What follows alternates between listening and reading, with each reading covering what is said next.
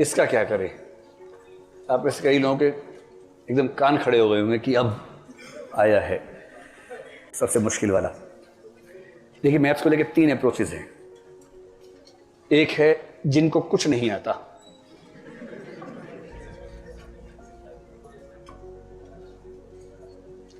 Plus चाहते भी नहीं। कुछ है इस कैटेगरी के लोग, इस मूड में आते हैं कि ना आता है ना सीखना है। अब बताइए, दम है तो पास करवा के दिखाइए हमें। तो वो इस भाव से आते हैं कि अगर आप में दम है तो पास करवा दीजिए हमें, वरना हम तो सोच के आए हैं। तो आप अपनी कैटेगरी सोच लीजिए। दूसरा है आता है, वो भी ठीक से आता है, ठीक है। और तीसरा थोड़ा थोड़ा आता है।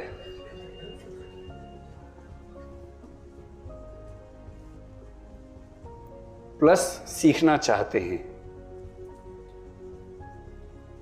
देखिए, लर्निंग के प्रोसेस में एक बात यह भी होती है कि काम आएगा नहीं आएगा से ज्यादा महत्वपूर्ण है कि आता है। जैसे अंग्रेजी में जो टीचर आपको पढ़ाने वाले हैं उनसे मैंने कहा कि क्वालिफाई कर लेंगे वो तो हो ही जाएगा, क्वालिफाई तो बहुत बड़ी चीज़ नहीं है, लेकिन ये कॉन्फिडेंस की भाषा आती है। अंग्रेजी में कुछ पढ़ें तो आसानी से समझ में आए, बोल सकें, ऐसा कुछ होना चाहिए। तो आप में से कुछ ऐसे भी होंगे कि मैथ्स बेशक परीक्षा में काम नहीं आएगा, लेकिन इसी बहाने थोड़ा सीख लेते हैं। अच्छा है, आना चाहिए, डर क्यों रखें उसका। अभी तो आप हीरो बन के बोल देंगे नहीं आता, नहीं सीखना है। आज से 10 साल बाद जब आपके घर में चुन्नू मुन्नू होंगे ना, जब वो स्कूल जाने लगेंगे, पेरेंट्स का सम्मान नहीं करते बिल्कुल भी। वो बोलेंगे पापा स्कूल में, मम्मी आज स्कूल में एलसीएम सिखाया, आपको आता है? मम्मी कहेंगे नहीं बेटा मुझे नहीं। मम्मी बन गई, दिमाग है नहीं। ऐसे बच्चे ऐसे बोलते हैं। आपने भी ये सब बोला होगा अभी अपने घर में, आप भी ऐसे बड़े नहीं हो गए, ये सब बोल के बड़े हुए होंगे। तो सीसेट में नहीं आएगा, समझ में आएगा। पर जब चुन्नू और मुन्नू या चुन्नी और मुन्नी जब सवाल पूछेंगे ना, बड़ी शर्म आएगी उस दिन, मन करेगा मिट्टी के अंदर गड़ जाए उस दिन। इसलिए कम से कम एलसीएम परसेंटेज सीख लीजिए। बड़ी बेइज्जती होती है घर के अंदर अगर आपको ना आता हो। मैंने तो सीखा ठीक से इस चक्कर में कि ऐसा ना हो कि हमारा नौनी हाल मजाक बना दिया हमारा, ठीक है। तो जिनको कुछ नहीं आता, चाहते भी नहीं, लेकिन हाँ कॉम्प्रिहेंशन में अच्छे हैं, रीजनिंग में अच्छे हैं, वो मैथ्स को एकदम छोड़ दें, जरा भी दिक्कत नहीं है, टेंशन ना लें। मतलब सीसेट के लिए कोई दिक्कत नहीं है। यूपीएससी में क्वालिफाइंग पेपर में है, वैसे अजीब सी अप्रोच है, पर जो भी हो। पहले जीएस मेंस में 50 नंबर का स्टैटिस्टिक्स आता था। जब प्रीलिम्स में ये सब आने लगा तो उन्होंने हटा दिया 2013 से। पहले तो आता ही था।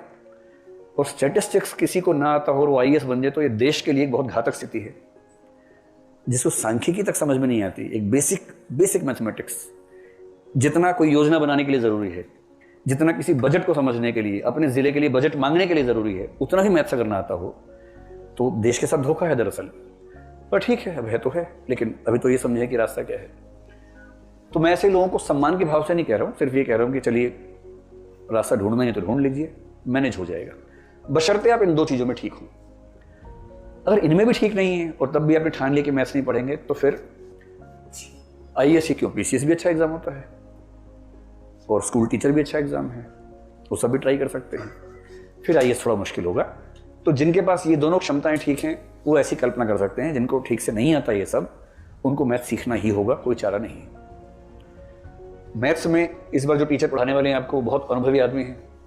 हमने इस बार सीसेट में पूरी टीम को नए सिरे से रीअरेंज किया है। एक लंबा चौड़ा डेमो सेशन रखे जिसमें मैं खुद पार्टिसिपेंट रहा। मैं 2011 में सीसेट पढ़ा चुका हूँ, मैथ्स भी पढ़ा चुका हूँ, रीजनिंग भी पढ़ा चुका हूँ, मेरा बड़ा प्रिय विषय ये रहा।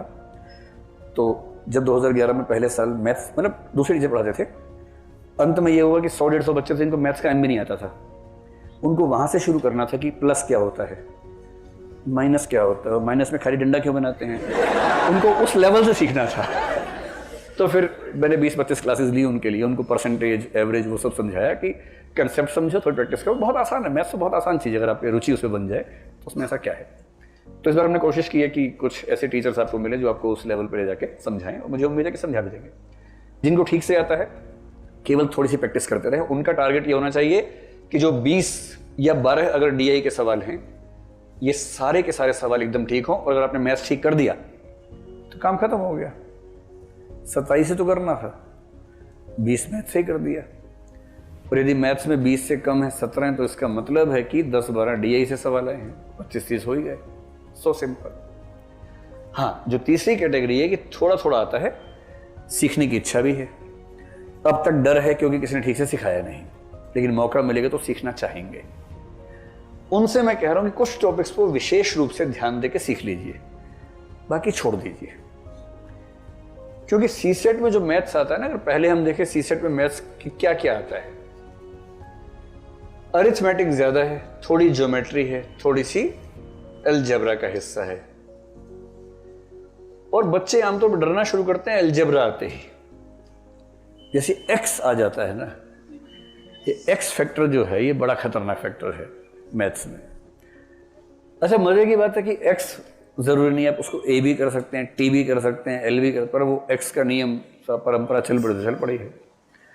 तो जहां आपने किसी बच्चे से कहा कि मान लो कि एक व्यक्ति के पास एक्स संख्या में संतरे, उसको लगता है यार संतरे एक्स कैसे हो सकते हैं, संतरे 8 होंगे 10 होंगे, एक्स कैसे हो गया।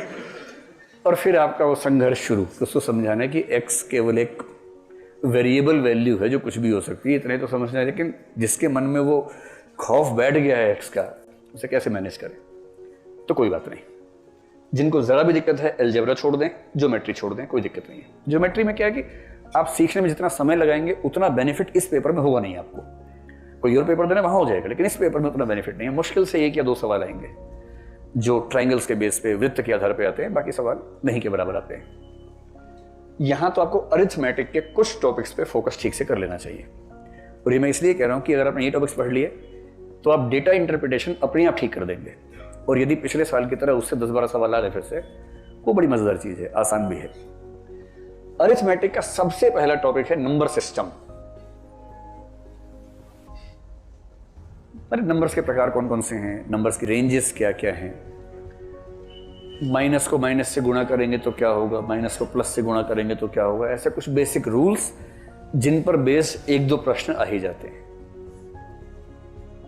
दूसरा जो सबसे महत्वपूर्ण है वो है एलसीएम और एचसीएफ। एलसीएम एचसीएफ का सवाल ये कह के नहीं आता कि मैं एलसीएम का सवाल हूं, लेकिन उस सवाल को देख के आप समझ जाते हैं कि एलसीएम का सवाल है, और जैसे ही एलसीएम निकालेंगे इसका उत्तर निकल जाएगा। एलसीएम एचसीएफ तो जिसको आप लघुत्तम समापवर्तक और महत्तम समापवर्त्य कहते हैं, वो तो कोर है पूरे अरिथमेटिक का। और इतना आसान है कि आधा घंटा लगा देंगे तो ये ऐसा कंठस्थ हो जाएगा आपको जीवन भर के लिए, भूलेंगे नहीं इसको आप। एक बेसिक अंडरस्टैंडिंग कि एलसीएम होता क्यों है, एचसीएफ क्यों निकालते हैं, और वहां से लिंक करके कुछ प्रश्न जिसमें एलसीएम से समाधान निकलता हुआ दिखे तो होगा। जैसे ही आपने ये दोनों चीजें कर ली, उसके बाद तीसरी चीज आएगी परसेंटेज। परसेंटेज बेसिकली एक किस्म का फ्रैक्शन है। तो परसेंटेज, फ्रैक्शन, डेसिमल, ये तीनों भाई बहन हैं, एक साथ पाए जाते हैं। फ्रैक्शन का मतलब समझ रहे हैं, 2/4, 2/3, भिन्न जिसको बोलते हैं। और वो फ्रैक्शन जिसमें नीचे 100 है वो परसेंटेज है। तो फ्रैक्शंस का वो रूप जिसमें नीचे की संख्या 100 है वही प्रतिशत है। और उसी को जैसे ही आपने कहा कि भाई फ्रैक्शन के रूप में नहीं लिखेंगे, तो आप डेसिमल के रूप में लिख देंगे उसको। तो डेसिमल, फ्रैक्शंस और उनका एक स्पेसिफिक रूप परसेंटेज, इनमें से मुख्य रूप से परसेंटेज पर बेस। मैंने कल का पेपर देखा, आपका 18 का पेपर देखा कल, कम से कम 3-4 सवाल ऐसे हैं जो सिर्फ परसेंटेज की ठीक अंडरस्टैंडिंग होने से आ सकते हैं। चौथा टॉपिक है एवरेज, यानी कि औसत, और 5वां है रेशो एंड प्रपोर्शन। ये 5 टॉपिक्स तैयार करने में मेरे ख्याल से मुश्किल से किसी एवरेज इंटेलिजेंस के व्यक्ति को मुश्किल से 10 दिन लगेंगे। बस करना यह कि हर तरह के टॉपिक में, जैसे परसेंटेज है तो 8-10 तरह के सवाल बनते हैं, हर तरह के 20-20, 30-30 सवाल सॉल्व कर लीजिए। उसकी वर्कशीट्स हम आपको देंगे, अभ्यास यहां पर हो जाएगा। अगर आपने इतने प्रश्नों का अभ्यास कर लिया तो परसेंटेज आपकी पकड़ में होगी, फिर डरने की बात नहीं है। ये पहला लेवल है अरिथमेटिक का। अगर इसको कर लिया तो इसके बेस पर आपकी डीआई ठीक हो जाएगी। डीआई क्या है, हल्का सा भी समझाता हूं 5 मिनट में, लेकिन इसके बेस पर, क्योंकि डीआई में जितने भी सवाल आते हैं, अगर वो सिंपल सवाल है तो वो एडिशन, सब्ट्रैक्शन, मल्टीप्लिकेशन, डिवीजन से पूरे हो जाएंगे। लेकिन वो लोग कभी कभी थोड़ा सा टफ सवाल पूछते हैं जिसमें आपको परसेंटेज, एवरेज ये सब निकालनी आनी चाहिए। और जैसे ही आप वो सब निकालेंगे और अगर आपको टेबल ग्राफ समझ में आता है देखकर, आप उसकी इंटरप्रिटेशन नॉर्मली कर पाते हैं, तो मैथ्स के इन टूल्स की मदद से मुश्किल सवाल भी कर लेंगे। बात स्पष्ट हुई यहां तक? जो लोग यहां तक आराम से पहुंच जाएं और वो कहें कि भाई अलजेब्रा और ज्योमेट्री में तो नहीं जाएंगे, लेकिन इधर हम थोड़ी सी और मेहनत कर सकते हैं, ये लेवल 1 है। मेरी गुजारिश आप लोगों से है कि इतना तो कर ही लीजिएगा, ठीक है? इसमें जी मत चुराइएगा। इतना होने के बाद अगर लगे कि अभी हाफना शुरू नहीं हुआ है और अभी थोड़ा और दौड़ सकते हैं, तो लेवल 2 पर इनसे निकलने वाले कुछ प्रश्न, जैसे इंटरेस्ट,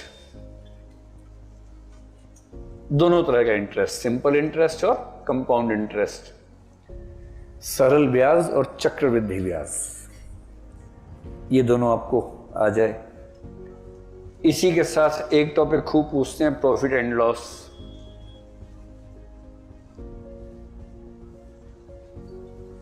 आमतौर पे क्या होता है, प्रॉफिट एंड लॉस में परसेंटेज ऑफ लॉस पूछते हैं, तो परसेंटेज पहले आना चाहिए, तभी आप प्रॉफिट एंड लॉस के सवाल कर पाएंगे। इसलिए पहले लेवल पे परसेंटेज ठीक से कर लीजिए, फिर प्रॉफिट एंड लॉस पर आ जाइए। एक है वर्क एंड टाइम। 4 लोग एक काम को 4 घंटे में करते हैं, तो 7 लोग उसी काम को कितने घंटे में करेंगे, जबकि 2 लोग बीच में बीमार हो गए थे 2 घंटे के लिए। अब लगाते रहिए दिमाग, कितने में करेंगे। फिर ये नहीं लगाने कि साथ है तो बातें भी तो करेंगे, फिर ये टाइम तो ज्यादा लग जाएगा। ऐसे नहीं है, मैथ्स है, मैथ्स से मनोविज्ञान अप्लाई नहीं करना है, सीधे गुणा भाग करके निष्कर्ष निकाल लेना है। वर्क एंड टाइम के अलावा एक अंतिम है स्पीड एंड डिस्टेंस।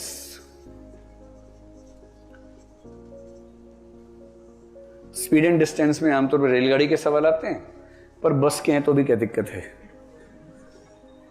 ट्रेन वाले में एक फैक्टर थोड़ा बढ़ जाता है कि ट्रेन की लंबाई अपने आप फैक्टर बन जाती है, बाकी तो बराबर ही है।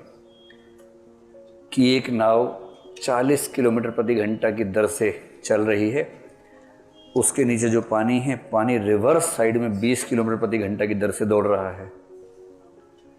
पड़ोस से एक दूसरी नाव आई, मोटर बोट आ गई जिसकी गति 60 की है, तो वह उसे कितने मिनट में पार कर देगी। इस तरह के जो सवाल होते हैं उनको बोलते हैं स्पीड एंड डिस्टेंस।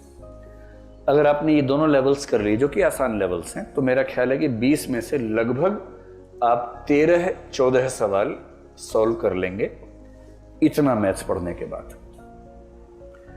उसके बाद मैथ्स है तो उसको दूर से दंडवत प्रणाम कर दीजिए कि बस इससे ज्यादा एहसान तुम पर हम नहीं कर पाएंगे भाई। हे मैथ्स, अब तुम अपनी प्रॉब्लम्स खुद ही सॉल्व करो, बाकी हम इतना ही कर सकते थे। क्योंकि इसके बाद प्रोबेबिलिटी फिर थोड़ा डीप जाने लगेंगे। ट्रिगोनोमेट्री तो नहीं आती है, वरना वो थीटा फीटा जब आना शुरू होता है तो फिर ठीक ठाक मन में घबराहट होने लगती है। और फिर त्रिभुज, वृत्त, आयत, वर्ग, और ऐसे ही बीज गणित तो पता ही आपको, एक्स। सवाल भी ऐसा पूछते हैं कि उसने एक्स नामक वस्तु ए रेट पर खरीदी, फिर एक्स प्लस 2 वस्तुएं ए प्लस 3 रेट पर बेच दी, और अगले राउंड में x प्लस 4 वस्तुएं खरीद कर a प्लस 7 रेट पर बेच दिया।